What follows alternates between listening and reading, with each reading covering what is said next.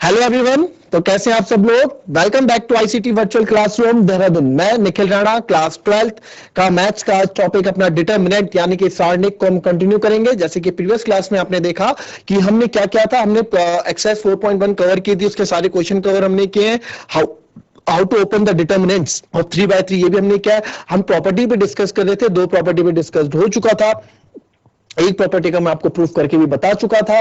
Now we will move on second, है ना। हम किस में मूव कर रहे हैं, अपनी थर्ड एंड फोर्थ प्रॉपर्टी में, बट सेकंड प्रॉपर्टी को भी आपको प्रूफ करके मैं दिखाऊंगा। तो चलिए बच्चों अपनी क्लास शुरू करते हैं। शुरू करने से पहले हमेशा की तरह थॉट ऑफ द डे लेके चलते हैं। तो आज का थॉट ऑफ द डे है, you don't have to be great to start. You don't have to be great to start, but you have to be start to be great. आपको कोई भी चीज शुरू करने के लिए जरूरी नहीं है आपको महान होना है, कुछ भी ग्रेट होना है, कुछ भी एक्सीलेंट होना है, बट जिस चीज को आप स्टार्ट कर रहे हो उसको एक अच्छे लेवल पे, एक अच्छे तरीके से, एक ग्रेट तरीके से उसको स्टार्ट करें। ठीक है बच्चों, जरूरी नहीं है आपको आपने भी तैयारी शुरू की है तो आप उस जरूरी नहीं कि आप उसके लिए क्या है, बिल्कुल एकदम परफेक्ट है। नहीं, परफेक्ट आपको चीजों को बनाना है, फिर खुद ब खुद हम परफेक्ट बनते हैं। तो चलिए बच्चों अपनी क्लास शुरू करते हैं, चलते हैं स्मार्ट बोर्ड की तरफ। ये दूसरी प्रॉपर्टी है बच्चों, ये दूसरी प्रॉपर्टी है, इसके बारे में हम डिस्कस कर रहे हैं। क्लियर, इसके बारे में हम देखो, पहली प्रॉपर्टी आपकी ये थी वेरिफिकेशन। हमने पहली प्रॉपर्टी क्या थी, ये थी पहली प्रॉपर्टी। If we interchange the rows and column of an determinant the value remain unchange. अगर हम रोज एंड कॉलम किसी के भी इंटरचेंज करते हैं तो जो वैल्यू रहती है वो रिमेन अनचेंज रहती है। ठीक है, तो मैंने क्या किया, डिटरमिनेंट्स की वैल्यू में कोई अंतर फर्क नहीं आएगा। अगर आप रो को कॉलम बना दो, कॉलम को रो बना दो, जब आप उसे ओपन करोगे, पहले हमने यहाँ पे सिंपल जो एज इट इज था ऐसे क्या, फिर हमने यहाँ क्या किया, रो को कॉलम बना दिया, कॉलम को रो बना दिया, फिर हमने डिटरमिनेंट ओपन किया तो देखा इसकी वैल्यू में कोई भी चेंजेस नहीं आए। फिर ये हमारी दूसरी प्रॉपर्टी हमने कल बताया था, इफ एनी टू रोज और कॉलम, है ना, कोई भी दो रो या कॉलम किसी डिटरमिनेंट के are interchange the sign of determinant changes. यानी कि अगर आप किसी दो रो या किसी दो कॉलम को आपस में इंटरचेंज करते हैं, किसी दो रो और किसी दो कॉलम को आपस में इंटरचेंज करते हैं, तो जो आपका साइन है, ठीक है, वो क्या हो जाएगा, वो अपने आप चेंज हो जाएगा, अपने आप चेंज, या फिर आप उसको बोल सकते हैं कि वो हमारे पास चेंज हो जाएगा। ठीक है, तो इसको हिंदी में लिखेंगे, यदि एक सारणिक की कोई दो पंक्तियां या स्तंभों को परस्पर परिवर्तित कर दिया जाता है तब सारणिक का चिन्ह परिवर्तित हो जाता है। ठीक है, ठीक है। तो अब क्या करें, देखिए मैं यहां क्या कर रहा हूं, इसको भी प्रूफ कर लेते हैं जरा। प्रूफ ऑफ प्रॉपर्टी 2, प्रॉपर्टी 2 का प्रूफ। एक मैट्रिक्स लेते हैं, यही वाली मैट्रिक्स लेते हैं हम, 2 - 3 5 6 0 4, ये वाली मैट्रिक्स में ले रहा हूं बच्चों। 2 - 3 5 6 0 4 1 5 - 7, ये प्रॉपर्टी मैंने ली। ठीक है, और आपने इसको प्रॉपर्टी को हमें सॉल्व करना है। तो इस प्रॉपर्टी को जब मैं सॉल्व करने लगा तो आपको पता है कि इसकी वैल्यू 28 आई थी, हम पहले प्रूफ कर चुके हैं, इक्वल्स टू 28। ठीक है, कैसे, ये हमने इससे पहले निकाली, वेरिफिकेशन ऑफ प्रॉपर्टी फर्स्ट में हमने निकाल चुके हैं। ठीक है, प्रॉपर्टी फर्स्ट की वेरिफिकेशन में इसकी वैल्यू 28। ठीक है, अब मैंने क्या किया, 2 - 3 6 0 4 1 5 - 7 इक्वल्स टू हमारा 28 आया था। ठीक है, 28 आया था कि क्या आया था, -28 तो नहीं था, साइन देख लेते हैं पहले एक बार, -28 था, जी हाँ -28 था। ठीक है, तो हमारा ये था -28, तो ये हमारा -28। ठीक है, अब सेकंड प्रॉपर्टी ने क्या कहा था कि अगर मैं क्या करूं कि भाई इसमें चेंजेस करते हैं, चलो चेंजेस करते हैं, हम कोई रो चेंज करते हैं। मैंने क्या कर दिया, R2 को R3 से क्या कर दिया, चेंज कर दिया। R2 को मैंने R3 से चेंज कर दिया। जब R2 को R3 से मैं चेंज करूंगा तो क्या हो जाएगा बच्चों, ये हो जाएगा 2 - 3 5। अब R2 तो R3 तो आ जाएगा ऊपर, क्योंकि मैंने आपस में इनकी जगहें बदल दी हैं, -7 और 6 0 4 आ जाएगा नीचे। ठीक है, अब मैंने इसको परिवर्तित किया तो यह आया 2 - 3 5 1 5 - 7 6 0 4।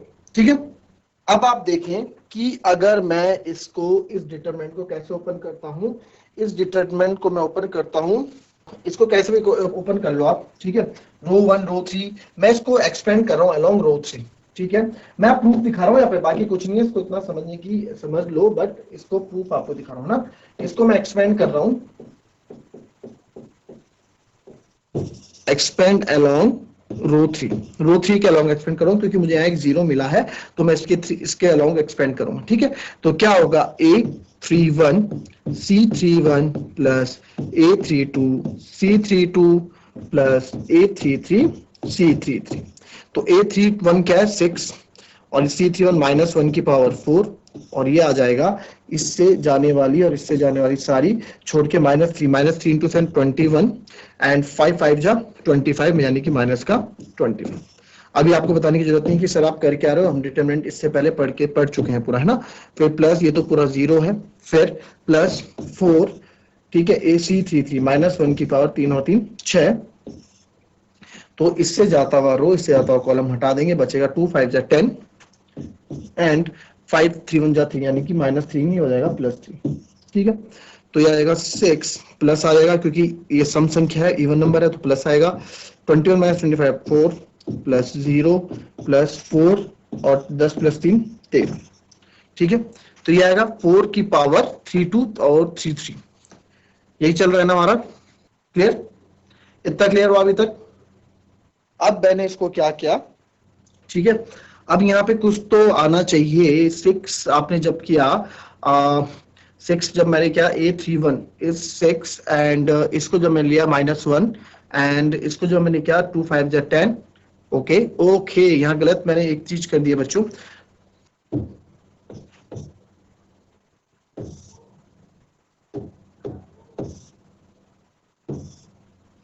-4 ये होगा। ठीक है, तो आपको जब इसको आगे सॉल्व करोगे तो आएगा -24 प्लस 13 4 जा 52। ठीक है, 13 4 जा 52, और जब मैं इसको सॉल्व करूंगा, जब मैं इसको आगे सॉल्व करेंगे बच्चों, तो ये आ जाएगा 28 28, किसका, प्लस का 28। अब एक बात आप बताओ, इसको आप मान लो डिटरमिनेंट जो हमारा था, और ये हमारा डिटरमिनेंट जो हमने चेंज किया डिटरमिनेंट 1 मान लो। ठीक है, ये डिटरमिनेंट 1 और डिटरमिनेंट 1 मान लो। तो अब आप मेरे को बताओ, जो मैंने डिटरमिनेंट माना था पहले, उसकी वैल्यू थी 28, और जो डिटरमिनेंट 1 जो मेरा आया वो ये -28 था, डिटरमिनेंट 1 मेरा आया प्लस का 28। ठीक है यार, तो इससे क्या ये चीज साबित नहीं होती कि जो डिटरमिनेंट 1 है, यानी कि जो डिटरमिनेंट 1 जो मैंने निकाला, ये इक्वल है माइनस डिटरमिनेंट के, क्यों, डिटरमिनेंट 1 मेरा 28 है और जो हमारा पहले था -28 है। तो प्रॉपर्टी 2 हमारी प्रूफ हो जाती है। क्या प्रॉपर्टी 2 प्रूफ हो जाती है कि अगर कोई दो रो और दो कॉलम आपस में इंटरचेंज होते हैं, अदला बदली होती है, तो साइन ऑफ डिटरमिनेंट चेंज है। तो जो डिटरमिनेंट का साइन होता है, यानी जो सारणिक का साइन होता है, वो भी क्या हो जाता है बच्चों, वो भी चेंज हो जाता है। क्लियर हो गया इतना? ठीक है सर, क्लियर हो गया। Now move to the property number 3। Property number 3 में भी आएंगे, बट पहले आप इसको कॉपी कर लें। चलिए, प्रॉपर्टी हमने प्रूव कर ली, नेक्स्ट प्रॉपर्टी पे आते हैं। प्रॉपर्टी नंबर 3 क्या कहते हैं? प्रॉपर्टी नंबर 3, इफ 2 rows और column are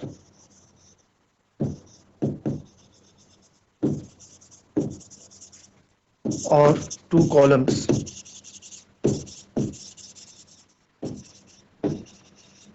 if 2 rows and 2 columns are identical,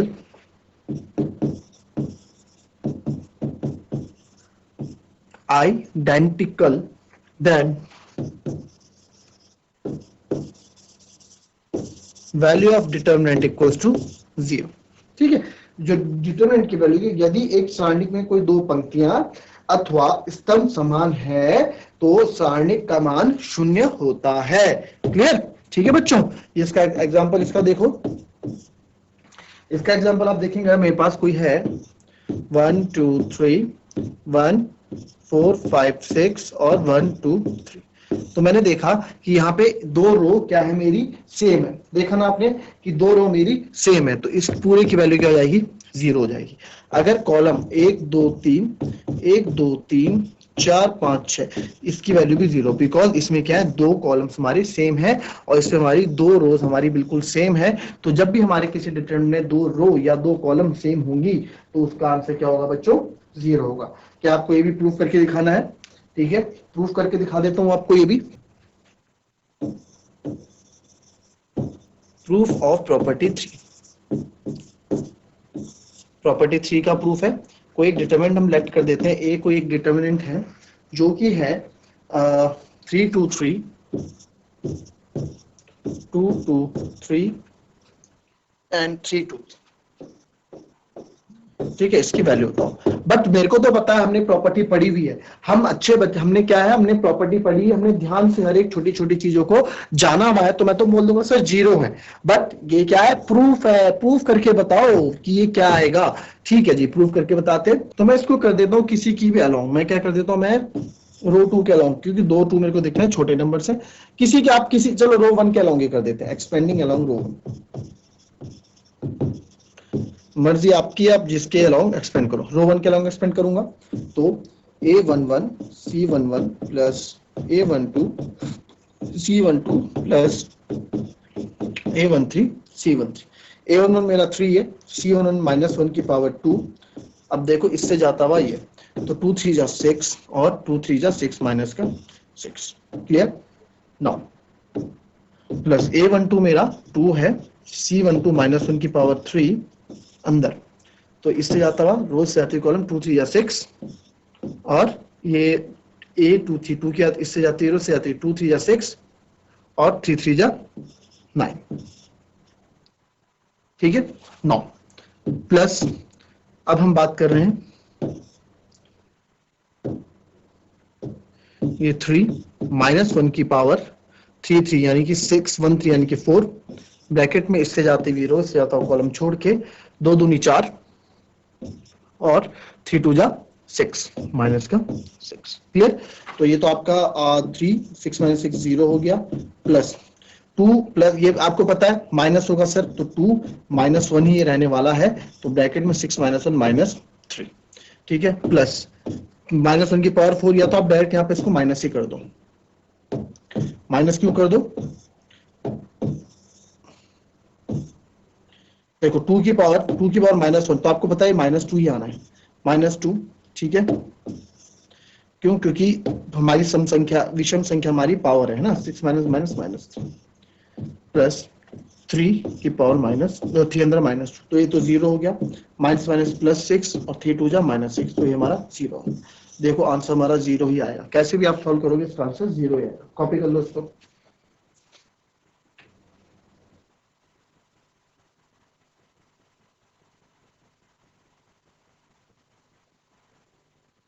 copy कर लो इसको।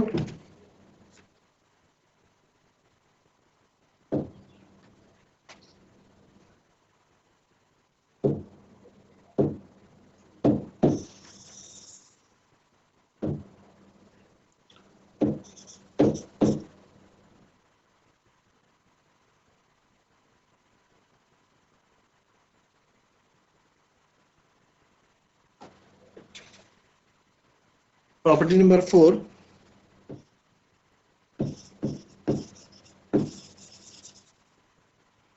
if each element of a row or column, ठीक है, if each element of a row or a column of a determinant is multiplied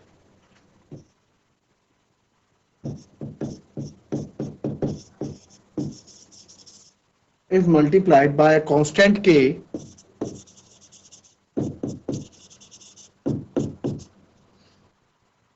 then its value gets multiplied by k.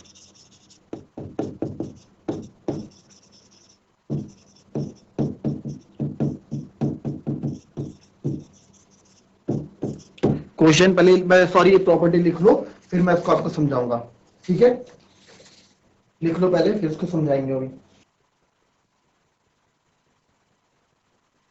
चलिए, क्या है, यदि एक सारणिक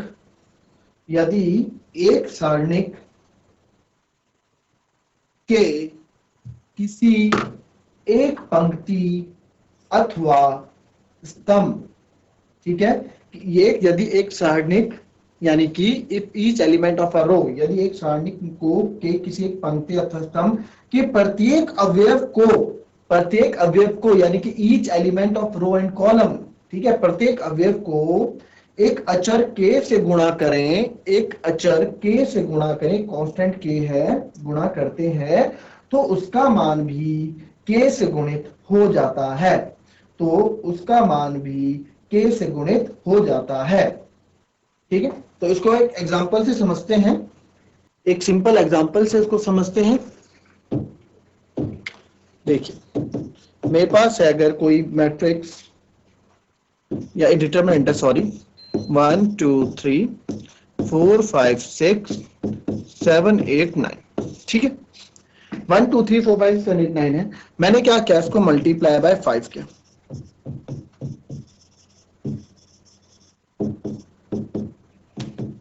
multiply by 5 मैं इसको कर रहा हूं, तो 5 से मल्टीप्लाई कर रहा हूं तो ये ऊपर वाली रो को, ठीक है, एक रो को, रो 1 को, तो 5 2 जा 10 5 3 जा 15, तो 4। अब मैट्रिक्स में क्या होता था ना बच्चों, मैट्रिक्स में पूरा मल्टीप्लाई होता था, याद है ना आपको, मैट्रिक्स में अगर मैं 5a करता था तो ये पूरा मल्टीप्लाई होता था मैट्रिक्स अंदर, बट इसमें ऐसा नहीं, इसमें एक रो या एक कॉलम के एलिमेंट्स ही मल्टीप्लाई होते हैं। और इसको मैं लिख सकता हूँ 5 कॉमन ले लूं, अगर 5 अगर मैं कॉमन ले लूं तो भाई 5 कहां से कॉमन आएगा, इधर से कॉमन आएगा, ऊपर से 5 1 5 2 10 5 3 15, है ना, ये ऐसे ही रहेगा। तो इसको मैं, जब आप क्वेश्चन में ये चीज जब क्वेश्चन में आएगी तो हमें चीज अच्छे समझ में आएगी, तो इसका फाइनल रिजल्ट में 5a भी लिख सकता हूं, ठीक है, 5a भी इसको हम लिख सकते हैं। जब क्वेश्चन में हम इसको करेंगे तो आपको और अच्छे समझ में आएगी, ठीक है। इसके कुछ रिमार्क्स भी हैं जो कि मैं आपको बताऊंगा, ठीक है। अब जैसे आप इसमें से 5 कॉमन लेंगे, ठीक है, इसका रिवर्स आप ये देखें, अगर इसमें से आप 5 कॉमन लेते हैं, 5 हम कॉमन बाहर कर रहे हैं, तो कॉमन भी आप किसी एक रो या कॉलम से लेंगे। अब ऐसे नहीं कि 5 आप कॉमन ले रहे हैं तो 5 एक यहां से ले लिया, एक यहां से ले लिया, फिर यहां से ले लिया, नहीं, 5 कॉमन ले तो या पूरे किसी कॉलम से 5 कॉमन लो, या फिर आप पूरे किसी एक रो से कॉलम कॉमन लो 5। तो हमें पता है 5 में जब कॉमन लूंगा तो अंदर बच जाएगा डिटरमिनेंट ही। कैसे बच जाएगा सर, 5 जब कॉमन लिया तो अंदर क्या, 5 1 5 था, 5 2 10 था, 5 3 15 था, बाकी तो सेम वही था ना, तो ये चीज मेरे पास वापस बच गई है। क्लियर, तो ये हमने आज इस प्रॉपर्टीज के बारे में जाना। ये 5 प्रॉपर्टी, कुछ प्रॉपर्टीज और कर रहती हैं उनके, इसके तो प्रूफ की जरूरत नहीं है, इसके कुछ रिमार्क्स हैं जो मैं आपको कल बताऊंगा, और कॉपी कर लें इसको। तो बच्चों ये थी कुछ प्रॉपर्टीज, जो 5 प्रॉपर्टी हमने कर लिए, 2 और 3 मेरे ख्याल से 3 प्रॉपर्टीज और रहती हैं, 2 प्रॉपर्टीज और रहती हैं, तो उसको भी जानेंगे जब एक बार हम प्रॉपर्टीज को अच्छे से पढ़ लेंगे, समझ लेंगे, उसके बाद जब क्वेश्चन करने में हमें कोई दिक्कत नहीं आएगी।